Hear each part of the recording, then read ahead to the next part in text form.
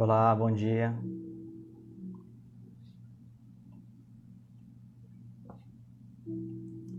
Bom dia, seja bem-vinda.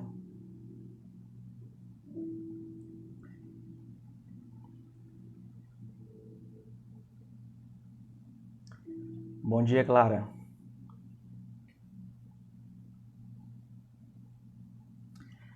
Tá dando para me ouvir direitinho aí? Oi, Miriam, bom dia.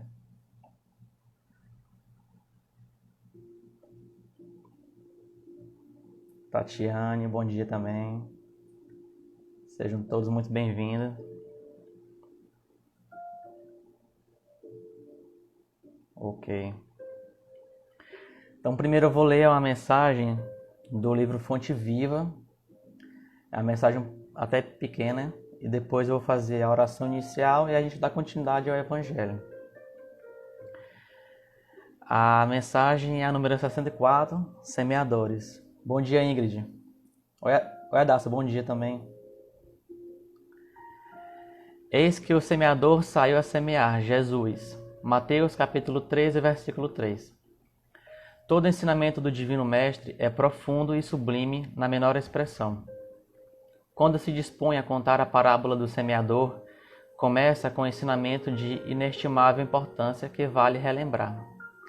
Não nos fala que o semeador deva agir através do contato com terceiras pessoas, e sim que ele mesmo saiu a semear, transferindo a imagem para o solo do espírito, em que tantos imperativos de renovação convidam os obreiros da boa vontade à santificante lavoura da elevação.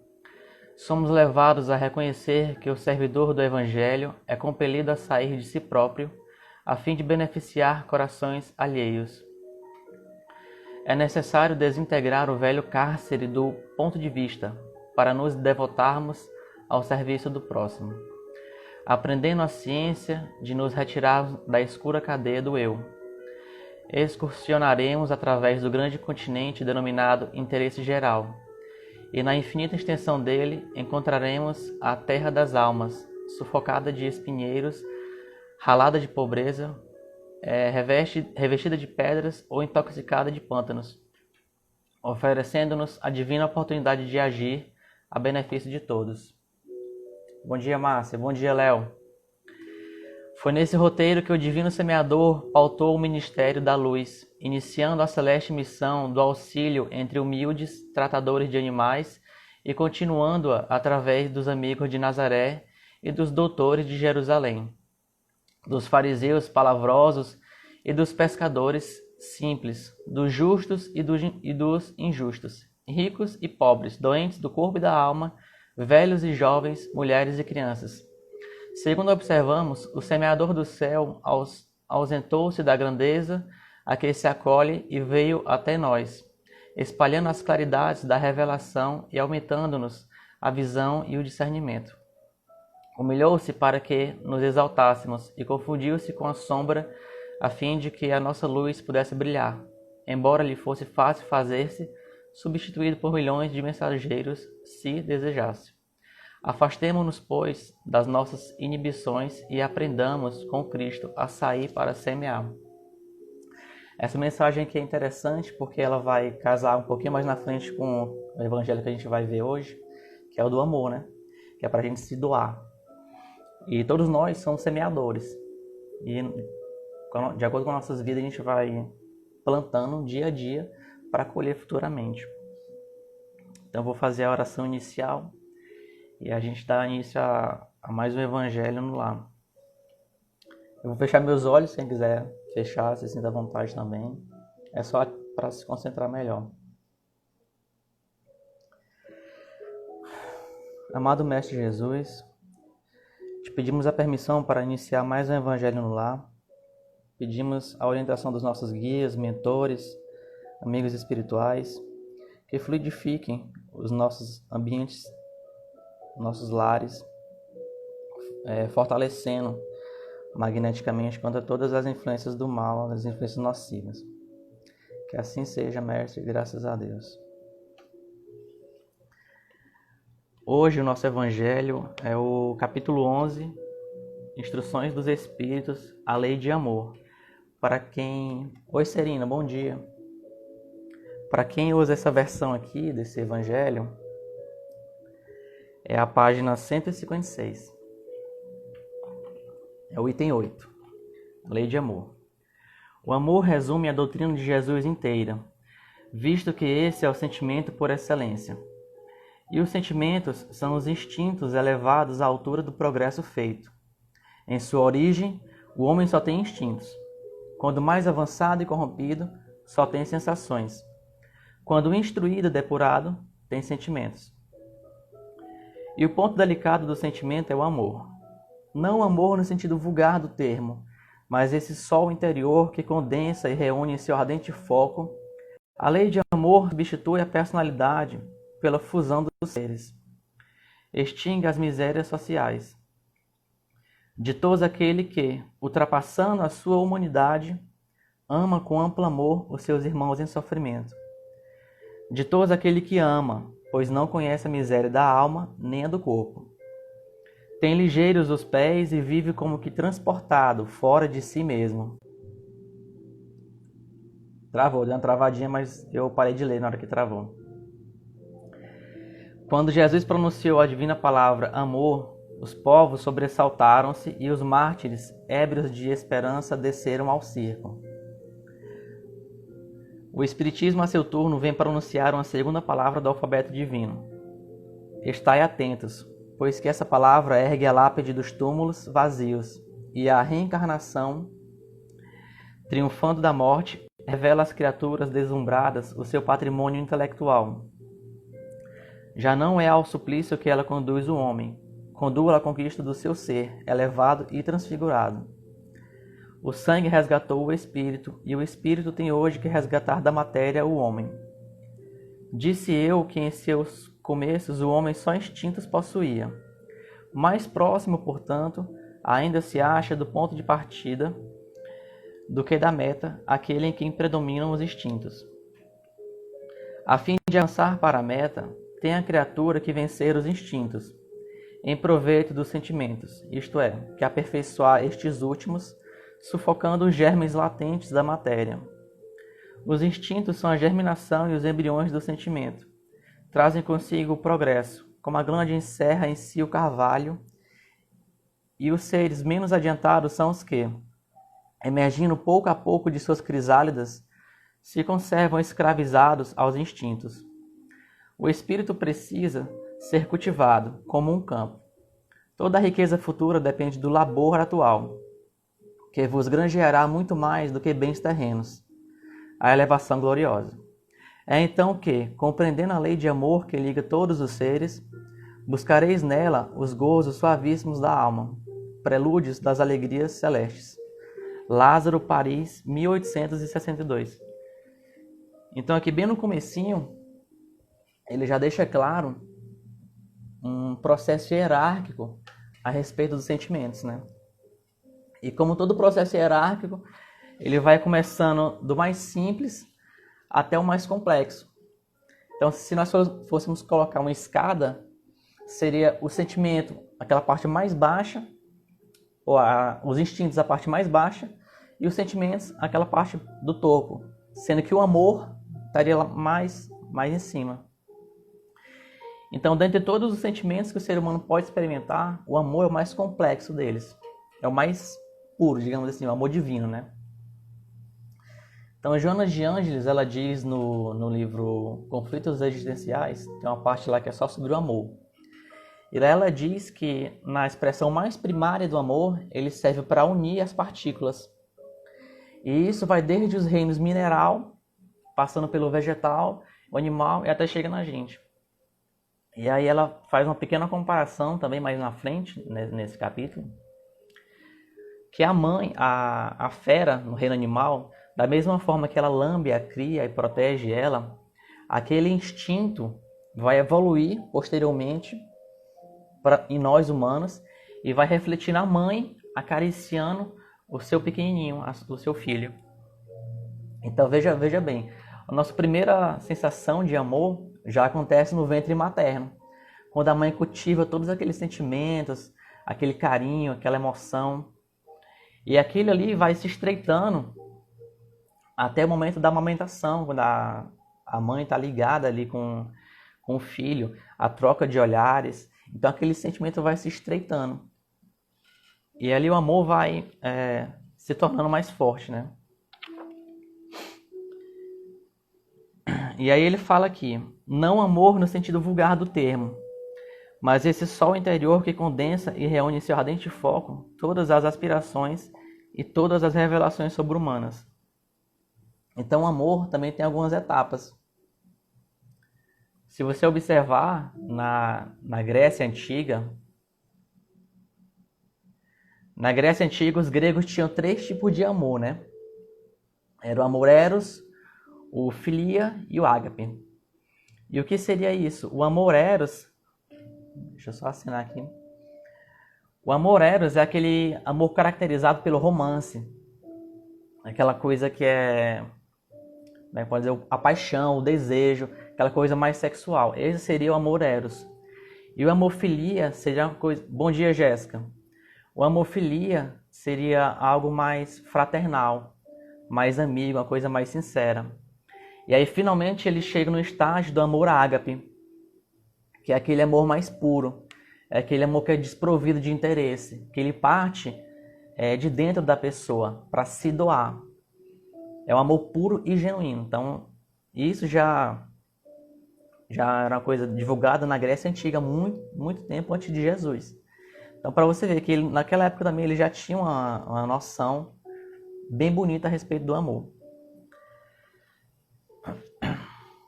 Aí que mais na frente ele fala, de todos aquele que ama, pois não conhece a miséria da alma, nem a do corpo. Isso porque, como a gente viu mais no comecinho, como é uma escadinha, e o amor está lá no topo, para chegar no amor, a gente tem que passar por todos os outros sentimentos, todas as outras emoções. Saindo do instinto, passando pelas emoções primárias. E o que seriam essas emoções primárias? Seria a raiva, a inveja. Não que elas sejam ruins. Pelo contrário, no nosso princípio, no começo, elas ajudavam na nossa sobrevivência, na nossa existência. Então elas foram fundamentais para o nosso desenvolvimento dos sentimentos. Até porque os instintos, como foi dito no Evangelho, são os germes, né? É a sementinha que vai dar origem aos sentimentos. E por que é ditoso aquele que ama? Porque ele não conhece a miséria da alma nem a do corpo. Porque o amor ele não pesa, o amor ele não agride, o amor ele é leve. Inclusive ele faz até uma comparação aqui belíssima da pessoa que ama verdadeiramente. Tem ligeiros os pés e vive como que transportado fora de si mesmo. Então veja bem, é um estado de espírito radiante. A pessoa está o tempo todo alegre, o tempo todo feliz. Por quê? Porque ela ama a si e ama ao próximo. E aqui ele fala, Jesus trouxe a primeira palavra divina, que é o amor. E o Espiritismo viria trazer a segunda, que é a reencarnação. E um aspecto interessante é que ele fala da reencarnação, que ela não vai diminuir as criaturas, né? Por causa da morte. E sim levar à conquista do seu ser, elevado e transfigurado. Porque através das nossas reencarnações, nós vamos evoluindo. Aí ele fala, a fim de avançar para a meta, tem a criatura que vencer os instintos, em proveito dos sentimentos, isto é, aperfeiçoar os sentimentos, sufocando os germes da matéria. E aqui é um aspecto que nós temos que trabalhar diariamente, para poder melhorar os nossos sentimentos. E outra comparação que ele faz, que achei assim, belíssima também, ele fala aqui das crisálidas, emergindo pouco a pouco de suas crisálidas. Ou seja, aqui nós estamos dentro de um casulo, sabe? Aquele casulinho que a lagartinha fica para virar borboleta. E aí nós estamos nesse casulo, e dentro desse casulo nós vamos nos melhorando para um dia nós sairmos desse casulo, poder mostrar nossas asas para o mundo, alçar novos ares, voar em planos mais elevados. E esse processo leva muito tempo, muitas vidas. Por isso que ele fala na segunda palavra, que é a reencarnação. E aí ele fala aqui, ó, emergindo pouco a pouco, porque é um processo que demora, não é um processo simples. Até porque você tem que se conhecer para poder fazer essas alterações, para poder fazer essas melhorias no seu ser. E aqui ele fala, o espírito precisa ser cultivado. E mais para frente eu sublinhei outra parte, né? Toda riqueza futura depende do labor atual. E essa aqui é uma parte que, para quem chegou bem no comecinho, casa com a mensagem Semeadores do livro Fonte Viva do Emmanuel. O espírito precisa ser cultivado. Então, o espírito ele é um campo. Nós somos os agricultores, nós somos os agricultores do campo, né? E nós sabemos que se o agricultor não cuidar diariamente do campo, as flores, as árvores, as plantas, elas vão morrer, né? Então tem que ser um cuidado diário. Regar, adubar. Perfeito, Grace. O amor precisa ser trabalhado diariamente. É necessário para o nosso perfeito, é necessário para o nosso melhoramento. Então o espírito precisa ser cultivado. Todos os dias nós vamos plantando sementinhas no nosso percurso da vida. E aí a gente tem que se perguntar, essas sementes que a gente está plantando agora, no futuro, elas vão nos render bons frutos ou frutos amargos? Eles vão ser doce ou amargo a nossa colheita? E isso tudo depende da gente, das nossas ações diárias. Então ele fala aqui, ó, toda riqueza futura depende do trabalho atual. Porque agora você está plantando para colher mais na frente. Você pode plantar nessa vida para colher só na outra, só em próximas. Então é um trabalho que demora muito. E aí a respeito desse melhoramento, nessa perspectiva do conhecimento próprio, eu gosto muito de citar uma questão do Livro dos Espíritos, que é a questão 919. Deixa eu só pegar aqui, eu acho que eu tenho aqui separado. Que é a questão 919, que lá Allan Kardec pergunta qual o meio mais prático para o ser humano evoluir nessa existência, nessa vida. E aí os espíritos respondem, um sábio da antiguidade vos disse, conhece-te a ti mesmo. Então veja bem, Sócrates, já mais ou menos 400 anos antes de Cristo, já pregava esse tipo de coisa, conhece-te a ti mesmo. E é profundo, né? Como que eu vou me conhecer? Como que eu vou conhecer os meus defeitos, as minhas virtudes? Como que eu vou conseguir melhorar os meus sentimentos? E aí Santo Agostinho, de uma forma brilhante, ele faz um comentário a essa questão, exemplificando algo que ele fazia durante a vida dele. Todos os dias ele fazia um inquérito à própria consciência, perguntando o que ele fez durante todo aquele dia. Será se ele machucou alguém de alguma forma? Será se ele ajudou alguém? Será se alguém tem alguma queixa contra ele? E aquelas perguntas, de forma sincera, a resposta também de forma sincera, vai ajudar a pessoa a identificar os seus erros e a trabalhar naquilo para melhorar suas virtudes, melhorar os seus sentimentos. Aí ele fala aqui, ó. Deixa eu ver. O conhecimento de si mesmo é, portanto, a chave do progresso individual. Então é por isso que é de extrema importância ter aquele conhecimento próprio. Porque como que eu vou amar o próximo se eu não me amo? Como que eu vou poder doar uma coisa que me falta? E outra, como que eu vou poder cobrar do outro uma coisa que nem mesmo eu tenho? Então é muito importante que nós aprendamos a cultivar as boas emoções, os bons pensamentos, enobrecer os sentimentos para chegar nesse patamar do amor divino que foi falado no Evangelho, né?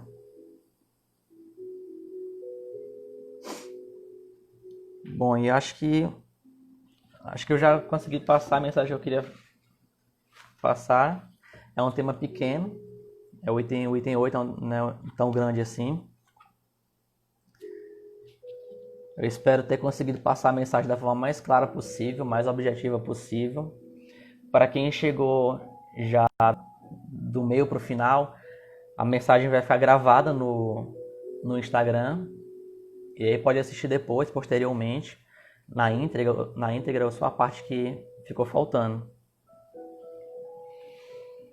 Aí eu gostaria de fazer agora a oração final.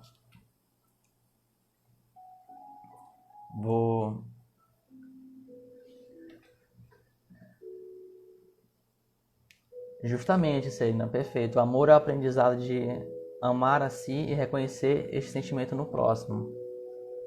Justamente. Porque, como eu disse, né, a gente tem que se amar primeiro para depois amar o próximo. Não tem como a gente dar algo que a gente não tem, né? Então, para a gente amar o outro, tem que primeiro se amar.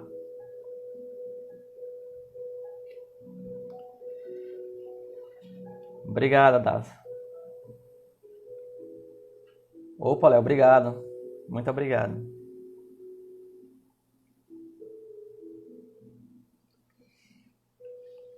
Então, eu vou fazer a... Obrigado, Celina. Obrigado, Carol. Muito obrigado, Grace.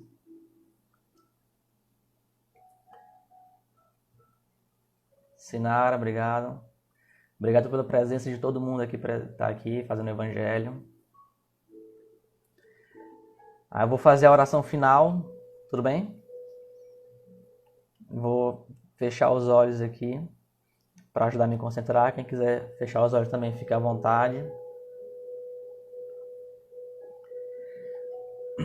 Amado Mestre Jesus, que possamos, Senhor, no dia a dia, vivenciar o Teu Evangelho, colocar em prática o que nos é aprendido através da teoria e da leitura edificante do Teu Evangelho. Que possamos, Senhor, nos ajudar nesse melhoramento pessoal, para ajudar o próximo também futuramente. Que nossas casas sejam protegidas, todos aqui que fizeram o Evangelho, transformem as suas casas em um ponto de luz aqui na terra. Que assim seja, Jesus, graças a Deus.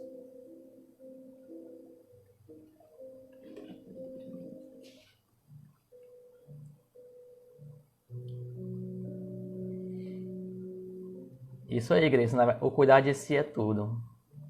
Isso é verdade. Bom, gente, era isso. Acredito ter passado a mensagem de forma simples, mais objetiva, mas de forma clara.